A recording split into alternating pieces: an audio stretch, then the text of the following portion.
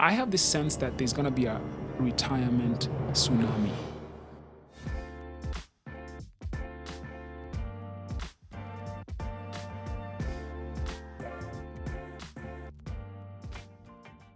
Hello, everybody. Welcome back to the Roots Africa podcast. We're excited to talk to you about some of the work that we're doing to connect Africa's diaspora to the real estate market. My name is Mark Karaki. I am founder of Impact Africa. I'm founder of Roots Africa. I do a lot of things that are Africa related because obviously Africa is a passion. But yeah, Roots Africa, we are focused on connecting the diaspora to the real estate market opportunity. We're based in Nairobi, Kenya, and today we have somebody who we are really excited to host on the podcast, who happens to be the target market for who we're doing what we're doing. So, really excited to have you, Stompy, on the podcast. Welcome to the podcast. I appreciate you, Mark. Thanks for having me. Yeah. All the way from OC, Orange County. Exactly. Reppin'. West Side. West Side. Yeah. Cool, man. So, like I said, welcome to the podcast. You're visiting home after, I guess, how long have you been back in Kenya on this trip? Yeah, a couple months now. I want to say like 3-4 months. 4 months? And then I leave next month. Okay. Yeah. Wow. Mm-hmm. Are you working remotely, or how's that work? What's the situation from a work perspective? Yeah, so it's fully distributed, fully remote. So basically, I can work from anywhere. So even if you want to ship me off to Ukraine right now, that's a touchy subject. Not a good idea. Yeah, not a good idea. But yeah, the work can still get done. Wow. So do you work? Do you match the hours? Do you work like a evening to keep up with California hours, or how are you managing the synchronicity with your teammates in Orange County? Yeah, it's super flexible. So basically, the structure of the whole company is 24/7, and that means 24/7 in the literal sense. So it doesn't matter which part of the world you're at. You will still have someone to be able to work with or talk to. Customers are spread across the world as well. So it's a structure where someone is online all the time, regardless of time zone, regardless of follow location. the sun kind of. Exactly. Yeah. So there's no sun up, there's no sundown. People are always working. So why are you going back to Orange County? Why don't you just stay home? I miss it. I miss it's almost fall, so I don't wanna get there when it's getting a little chilly. So do you have to live there? I guess is where I'm going with this, because if you can work from anywhere, it's a choice. Or I guess from a work perspective, do you have to be in Orange County at some point during the year, or can you just be anywhere you want to be throughout the year? No, not at all. Not at all. I can be anywhere. A lot of folks actually like to do the whole digital nomad type thing. Okay. So they'll travel the world, work from wherever, and at the end of the day, it's a results-based system. It's merit-based on that. So regardless of where you are, as long as you're meeting your deliverables, you're all good. Fantastic. Yeah. Wow. The opportunity to actually be back home for 4 or 5 months, that's actually really cool. Yeah. Not a lot of people have that opportunity. So why don't you just introduce yourself and tell us who you are, what you do? We just jumped into it, but introduce yourself. What is it that you do? What's your background? How did you end up in Orange County? Yeah, for sure. So, name is Stompy. I prefer to go by Stormzy, but whichever works. A lot of people say that's not a real name, so why? I don't know. Borrowed it. Which one? Which one's not real? Stompy or Stormzy? When I say Stormzy, they'll be like, like the rap. I'm like, not really, but yeah. Stompy is a South African name, no? It is. Okay. It is a South African name. So shout out to my mom. She was way ahead of her time when she brought that up. Yeah. So aside from that, on a day-to-day basis, I work as a software engineer at SourceGraph. It's based out of San Francisco. Like I mentioned, fully distributed, fully remote. So we have the opportunity to, work from anywhere. And I got started in software, I think, right about when I was in... So I did my schooling here. I went to Strathmore University. So I did my first ever internship at a cement company. So that was Portland.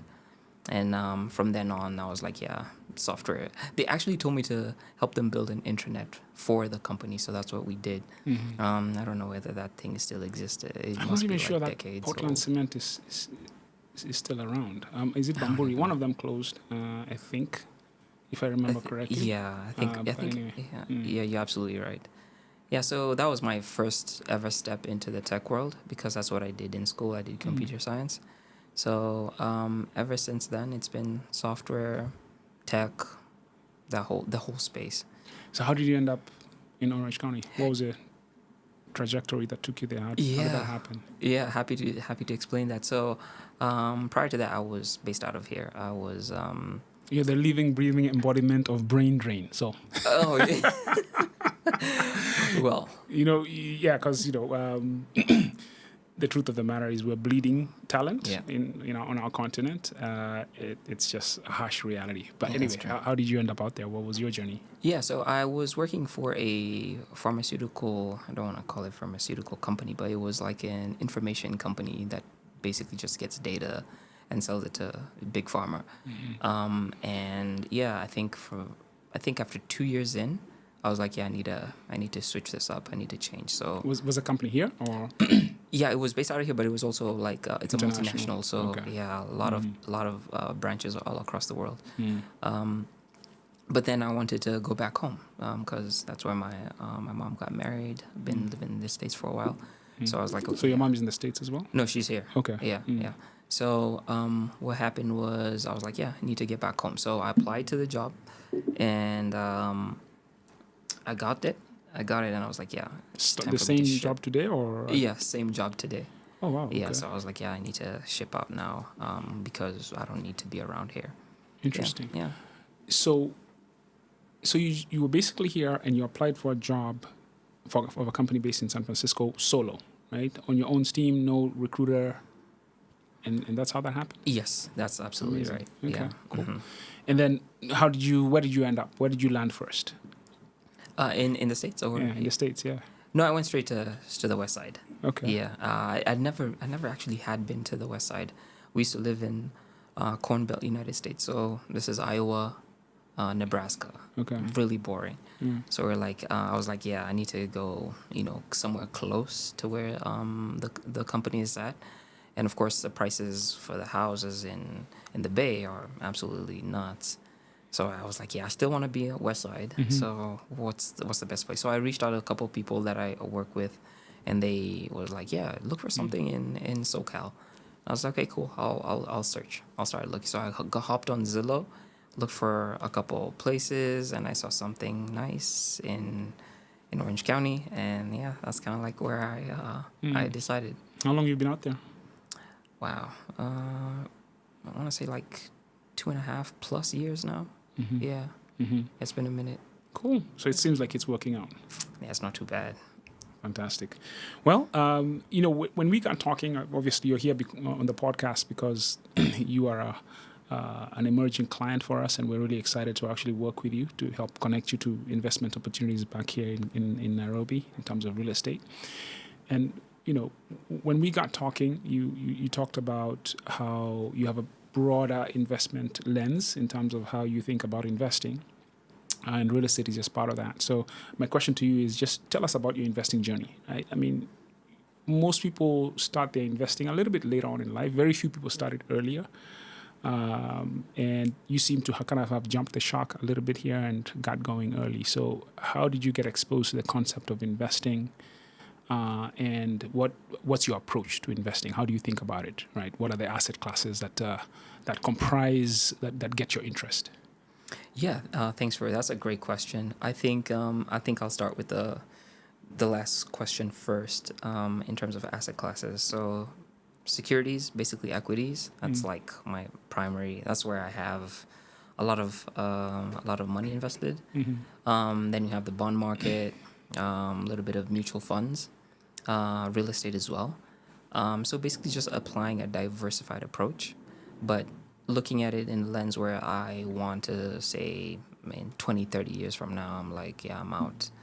I don't want to work for anyone. I don't want to worry about my next meal, stuff like that. I'm basically, my money is basically paying me. Working for you. Yeah, it's working for me. So yeah, that's the lens that I look at investment. And in terms of the whole beginning, I started around in 2020, 2021. Started playing around with actually local money market funds. Yeah, and then I was like, yeah, it's not a bad But what got you? What switched your bulb on, right? Because nobody comes out of, at some point you have to hear about this from somewhere. Was it from family? Was it from what got you into that conversation? Was it something you read in a newspaper, some video you saw on YouTube? What lit your fuse around that? What put you on? I don't think I can be able to pinpoint exactly, but I do know that I started wanting to have money work for me from a very young age, to the point where I was telling my mom I really don't want to even have a real job. I just want to, see if I can invest. And of course, that went south real quick, because of course, like in life, anytime you have a failure, it's like you're paying for education. That's your school fees and tuition fees. So I was like, made my mistakes, and then I think I came across. What were some of these mistakes? Investing mistakes, or okay? Yeah, actually, I won't even call it investing, because I was just basically throwing away money. Yeah, I was saying, gambling, you know what, I'm gonna be a trader. Oh, yeah, you got caught up in the trading. Yeah, and this was way back in 2012, 2011, 12. You must have been a young buck back then. Yeah, wet behind the ears, proper. Yeah, no idea of the concept of the world and reality. Yeah, wow, okay. Yeah. So, made my mistakes. Then I think I reached out to a lady friend of mine, because she's in banking, and we just had a chat. In Kenya? In Kenya, yeah. So we had a talk. We had a really nice chat, and she was like, you need to structure a portfolio so that it can be able to make sense for you. And that's kind of like where we get started. And she was like, put some money in money markets, get life insurance, get medical insurance. What else did she say? There were a couple products that she suggested. Yeah, and that's kind of like where I started. Cool. Sounds good. So you got somebody from the industry to kind of at least break it down for you and give you some structure, some guidance, and then you got started that way. Yeah. So I guess the question for you is, what does success look like for you as an investor? You talked about 20 to 30 years, you want to be able to be free, fundamentally. Is that what the ultimate goal is? Absolutely. Yeah. That's, I think, if I'm able to have a nice portfolio that's just paying me on a regular basis. So cash flow, basically. Yeah, cash flow. Yeah. If it is cash flow, I'm set. I'm all good. This cash flow thing is an interesting one, because if you own equities, right, you will have to sell them to cash flow them, right? Yeah. So when you think about that, right, I guess the first thing I would ask is, and maybe 20 to 30 years down the road is far, but you can kind of maybe quantify some amount of cash flow you'd like to be able to live off of. What's your number, right? What are we talking about here on a month-to-month basis? So on the monthlies, yeah. I mean, if I'm making $100,000, that's not too bad. Software engineer. If I'm making $100,000 a month. Okay, all right. That's ambitious. Nice and ambitious. That's not too bad. But what would you do with $100,000 a month? A lot. How would you spend? Would you spend $100,000 a month? I mean, you'll always find ways to spend, but I don't know. I mean, I feel like if you look at what happens in like the securities market or stuff like that, say, if you took a look at what is happening under the hood at Amazon, Bezos selling off stock, and it's in the tens of millions, and this is like quite a number of sell-offs. So you're asking yourself, why does he even need that?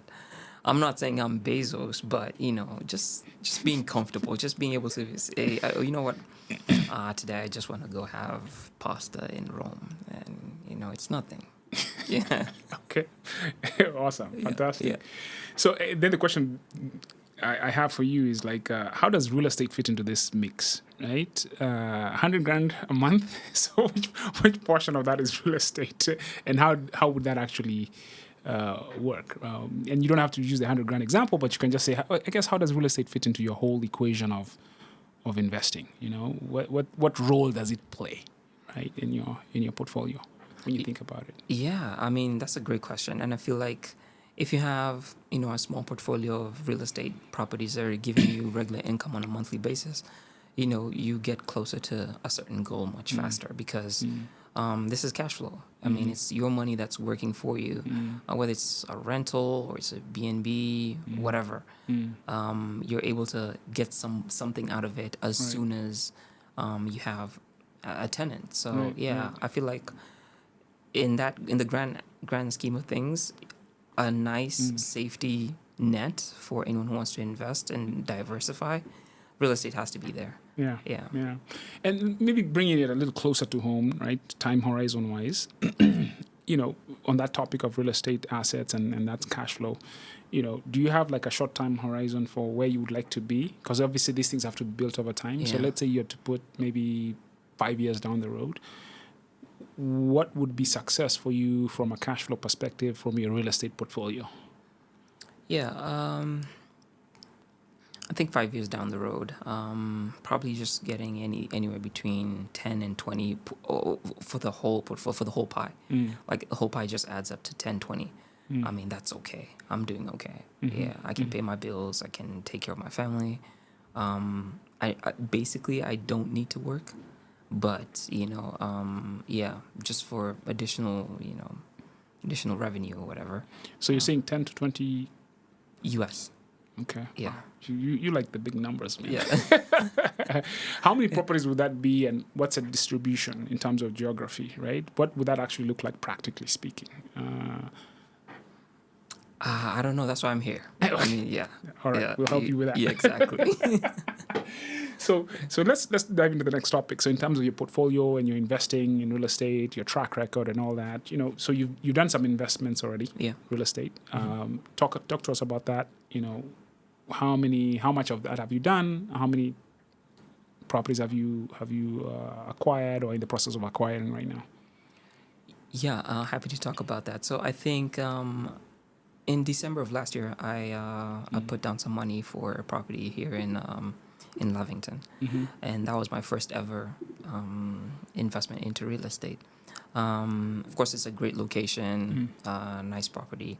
Is it an apartment? Is it a standalone? Is it what kind of property? Yeah, it's an apartment, 1-bedroom apartment. Okay. Yeah. Shout out to the folks who are building it. I feel like they're doing a great job. How did you find? We'll get into that. Continue. Yeah. So that's the first ever one that I have. The other one that I have is back in the States. So OC. Okay. Yeah. So I have a little bungalow, if I could say that. Nice. Yeah. Okay. So you have two in your portfolio. You have 2 assets. Is the one here being built off plan? Has it been handed over to you yet, or are you? What's the state of play in terms of that property? Yeah, so I kind of caught the wave right before, they started with the finishing, so I got a bit of a discount. But it's meant to, I think, come to completion end of this year. Yeah, so they'll hand over the keys probably around December. Interesting. Yeah. And so starting this journey towards making that decision to invest, were you in OC at the time, or where were you geographically? Because you have this kind of remote working opportunity that gives you access to be home for a period of time. Where were you when you made that execution move to acquire the property? Yeah, I was here. And I think, the discussion that we had with that lady friend of mine was, it was really extensive. So, she was telling me this is a portfolio has to be super diversified. You need to have asset classes. You need to have money in asset classes that at least are, time tested, or stuff like that. So I think that's basically it in a nutshell. So the opportunity came. My partner at the time, she was like, check this out. There's this guy that I work with. He's an agent. He can help you look for something. So I was like, cool, let's do it. So that was his homework for around a month or so. And then that's when he just floated that idea of that place. And I was like, yeah, cool, let's do it. Okay, cool. Yeah. And what was that process like in terms of start to finish, acquiring the property? It's easier when you're here, right? During that period of acquiring, did you have to move back? Just walk us through how you went through the process of acquiring the property, especially if it's being built off plan. You don't see it yet.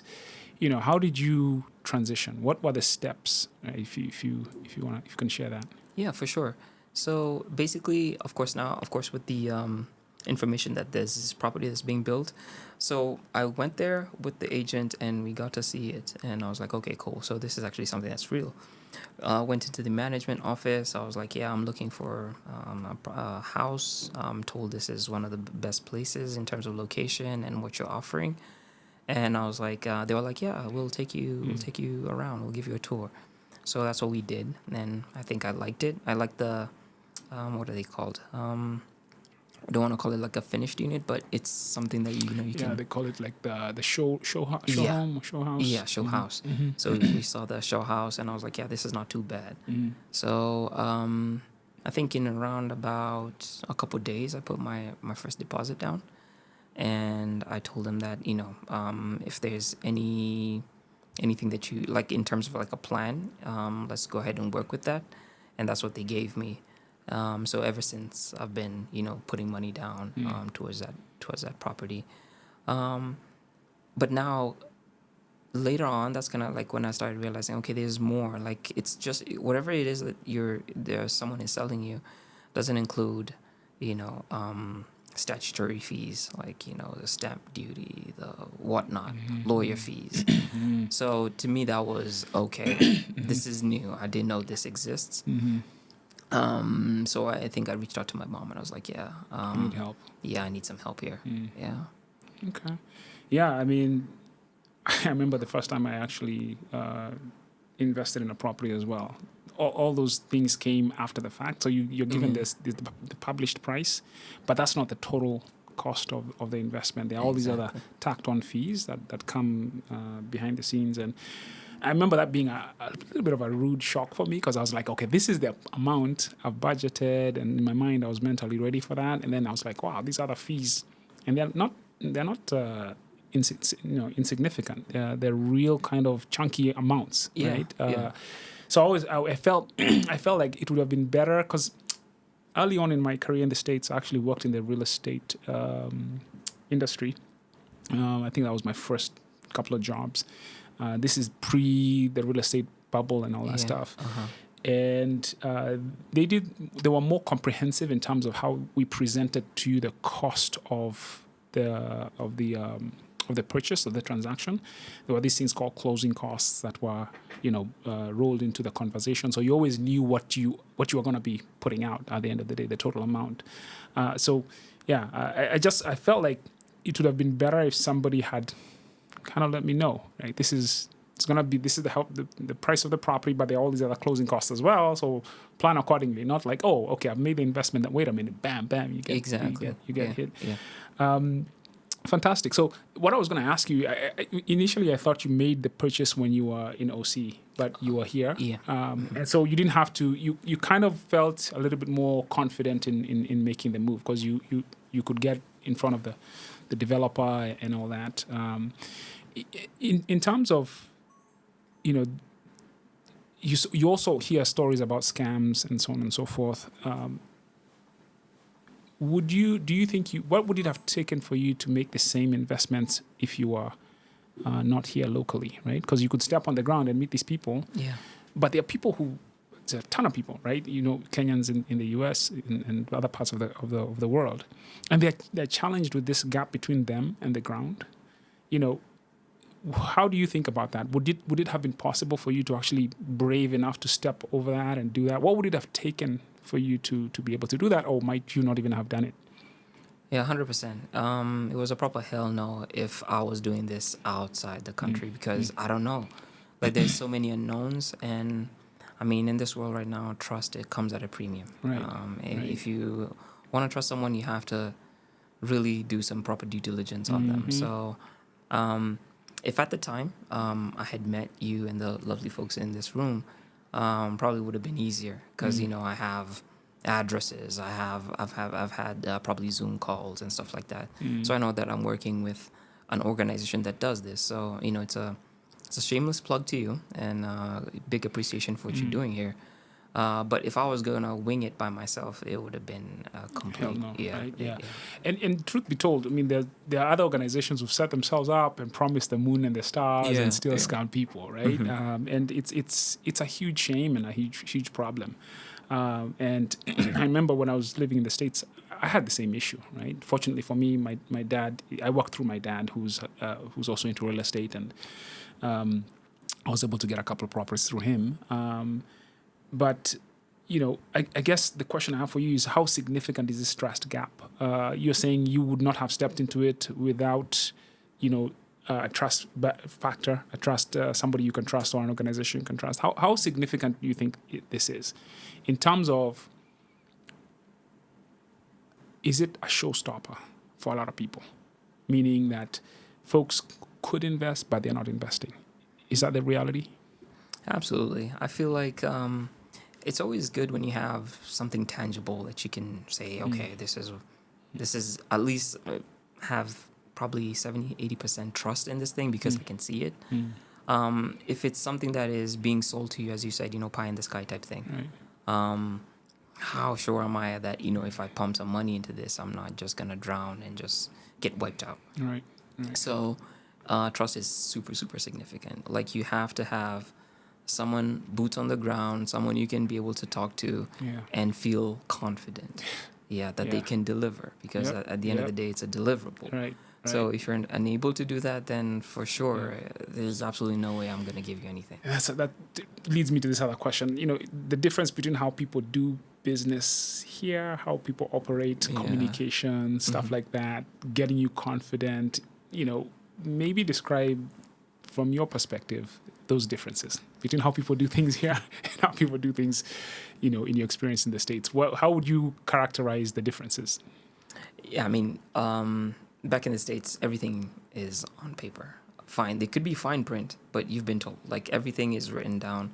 There's a lot of transparency, and people want to cover their behinds because no one wants to get sued. Exactly. Yeah. There's accountability. So, 100%. So it's something that is slowly probably starting to be introduced here because a lot of people have been burned. And it's something I'm just waiting to see how it all unfolds. Yeah. But credit to you and what you're doing here, and also companies out there that are also on the same path as well. Just being upfront, just being accountable, just being open and transparent, making the client or the customer feel that you have their best interest at heart. Right. Really goes a long way.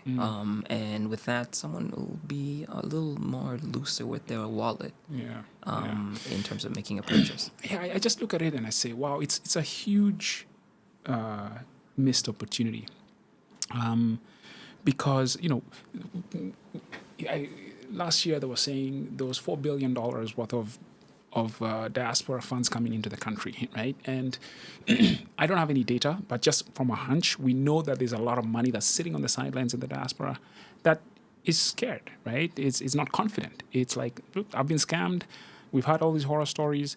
So I always think about that. I'm like, okay, if it's $4 billion, that's just probably coming to family support, and a few of what percentage of that is actually going to real, tangible, investments like real estate, right? I have to say that it's probably a fraction of what it could be. That's just my instinct. What do you think about that? How do you think this lack of trust and lack of transparency and lack of, for want of a better term, professionalism, trustworthiness, how is it impacting the potential of remittances that we could be getting? We're doing $4 billion. What could it be if there was just a high trust environment where people could be like, you know what, I'm confident enough that whoever I'm working with can deliver. What do you think that could become? Yeah, an honest feeling and an honest opinion from me, of course, I feel like probably could be doing 5 times that if we're able to unlock that trust factor. I'll give you a story just to answer this question. So my mama and my auntie wanted to do a hotel, and this is back in the village. Okay. So they got together, drafted a plan, and they said, this is what we're gonna do, and that's what they did. I want to say they spent around probably $500,000, probably $600,000 USD. Yes, on that. And this is in the village. I mean, That's a lot in the village. Yeah, for that's sure. a lot. So you can imagine that's what has been pumped there. What about the city? Right. What about the cities? Right. I mean, you can just it's exponential. Like it's crazy amounts that could possibly come in terms of inflows, not only just for people purchasing, but just people investing in companies that probably are offering these houses or whatever in terms of like real estate. Right. And like you find the value chain probably would be stacked in terms of like a lot of inflows. Right. So I feel like it's a huge opportunity to exploit in the future once at least that trust factor is established. Yeah. And what are some of your suggestions on how this trust can be remedied? I know just maybe you talked about transparency and all that, but do you have any? If somebody's listening to this and being like, yeah, I mean, what does trust look like? Because how do I deliver on that? How do I demonstrate trust? What are some of the things that you'd recommend that folks can take up and bridge that trust gap? Great question. I feel for me, software has basically eaten everything in this world. So if I have a platform, or if I have a view of whatever it is that I'm putting in terms of inflows going to something, and I can have numbers or transparency. Just transparency. I can be able to view these on demand. If I have any questions, I can have those answered, close to immediately. If I need any support, I have folks who are available. And in case of like, say for example, if there's any dispute, dispute resolution is the turnaround time isn't bad. Right. I feel like those are some of the things that possibly could make this a much more level playing field for a lot of folks and definitely make it more attractive. As it stands right now, I mean, Irene and I, when we went to check out that house, I feel like that was one step towards how this, I don't want to call it a utopic kind of world, but this would look like in a practical sense. There's this property that's coming up. Cool. This is the plan. This is going to take 2-3 years. Along the way, I'm able to track what's going on. So on and so forth. And I can see if it would be even cooler if I could see value at that point in time. So if it's on the first floor, my property that's not even there yet at the moment is worth this much, and so it's something like so that. Appreciation, just transparency. And that's we're looking to solve that fundamentally, right? We're not just looking to provide a service, but also how do we create a way that people can actually have visibility into that whole experience end to end. So really excited about what technology can bring to bear in this space. So we're working on that. And so if you think about your long-term kind of plans, do you plan on moving back permanently at some point? Are you planning to kind of just stay out there? What are your long-term plans? Yeah, definitely would love to raise the kids here. I feel like it's a much better environment. There's a ton of opportunity out here. But at the end of the day, just the ability to choose. Choice, For my partner, that's something that has to be on our minds whenever we're making that that decision. Yeah, and it comes down to ability to choose comes down to cash flow again, right? Options, right? My the reason I asked that question is because my sense is, again, I don't have the data around this, but just my lived experience and knowing how life plays out and how the economics work and human behavior, behavioral economics. My sense is there's a lot of people, right, in the diaspora who are gonna have a really hard time making the transition into retirement. Right? Because the truth of the matter is you can earn a good living in the US or in Australia or whichever part of the world you're in, but the cost of living is also commensurate with that. And retirement is one of those things that people tend to defer, right? It's something I'll do later on.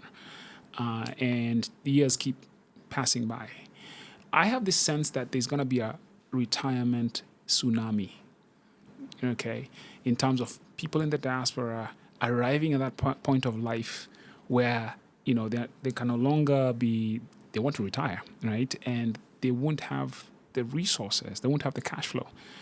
This worries me.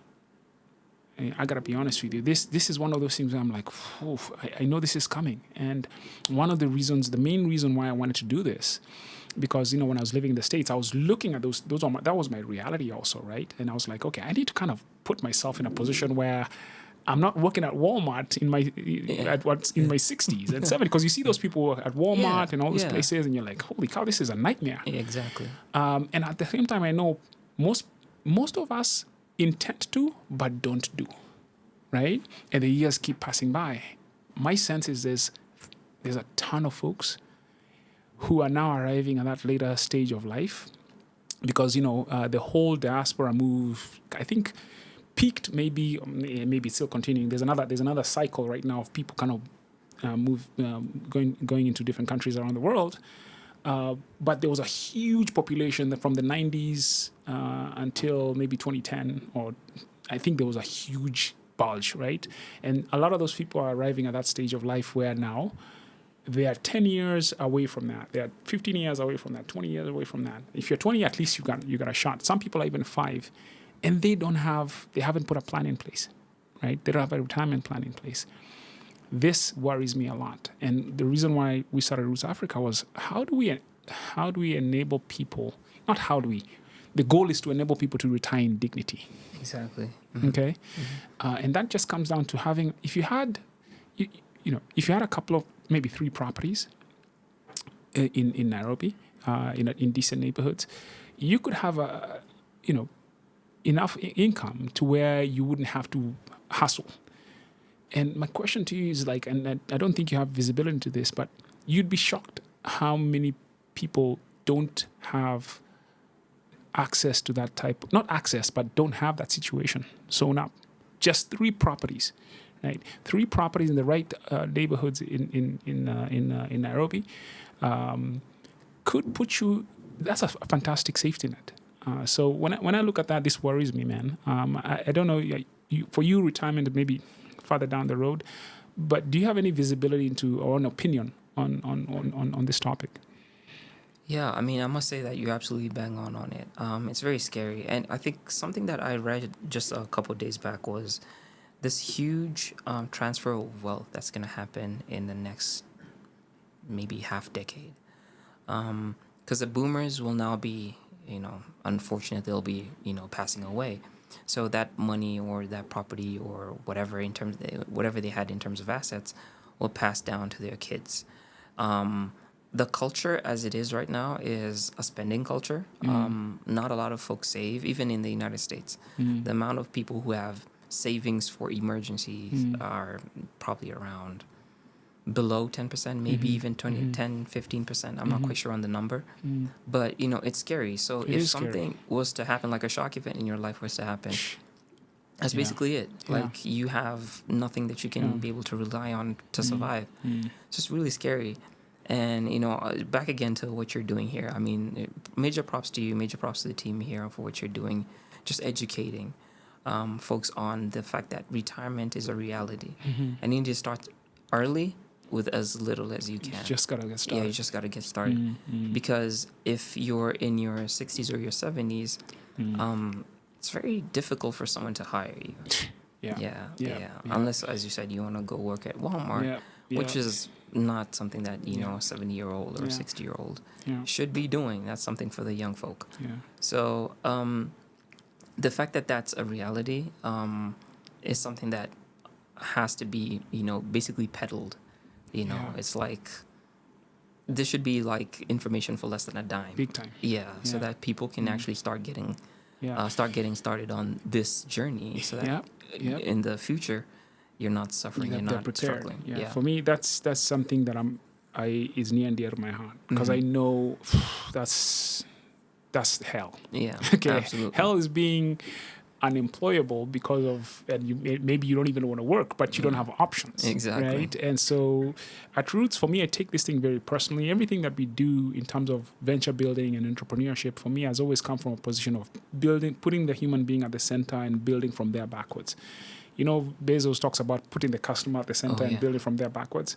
I put human well-being at the center of everything I do, and then I build from there backwards. So the core idea here is, my goodness, if you look at Nairobi is on fire, and all other African cities, right? Dar es Salaam, Kigali, Zanzibar.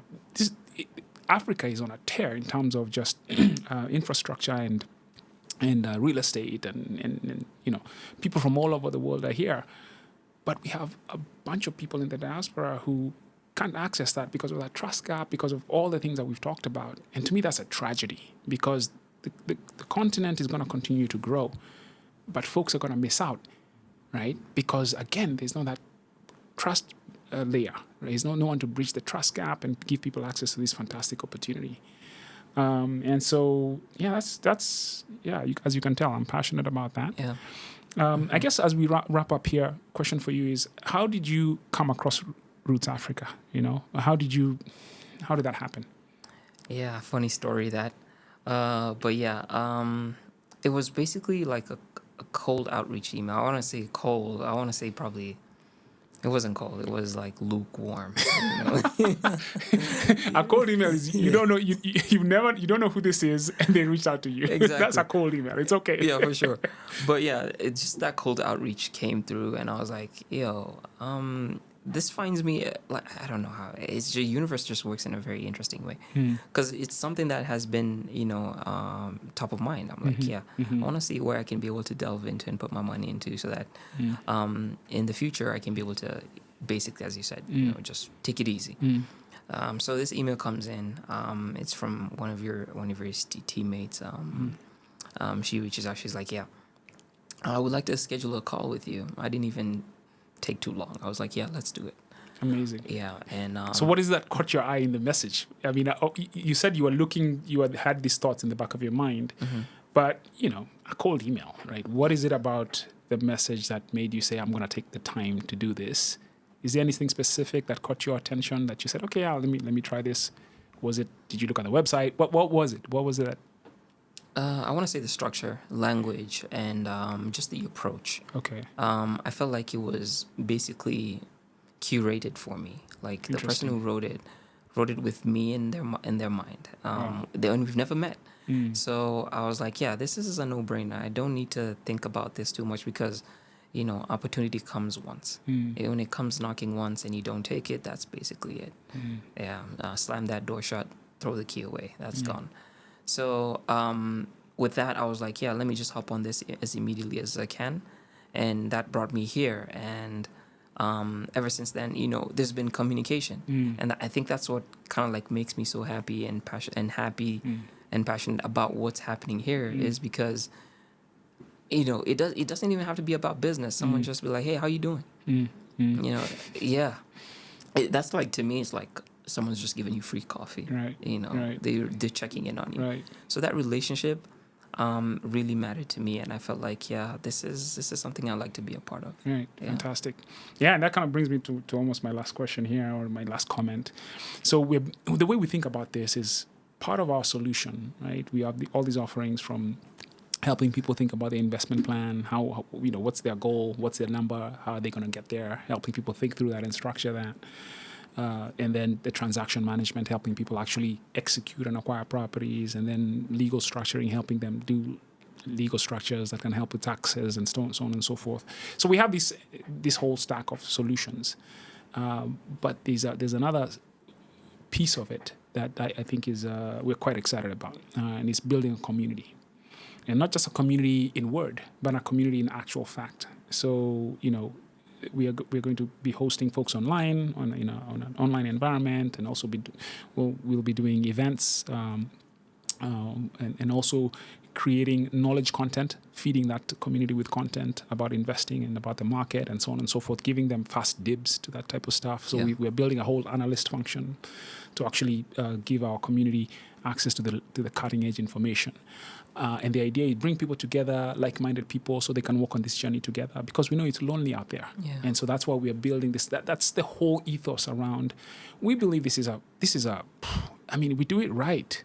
My God, this should be fun, exciting, and life-changing for a lot of people. Yeah. And so we even visualize having, celebration galas for folks who make their first investment, and it's a long-term thing that we're doing. And ultimately, we want to see people who can come one day and say, you know what, I was able to make the choice to move back home and retire because of the journey we've walked with you on. And I know that's going to happen. And that's just going to be fantastic. Biggest dream we have is maybe one day we'll just build a town for all the folks in the diaspora to actually, So that's kind of like the ultimate, zenith of the vision. So, we're building a community. Really excited about that. And I guess the question for you there is, how meaningful or important do you think building such a community would be for individuals on the other side of the fence here, for our clients and customers?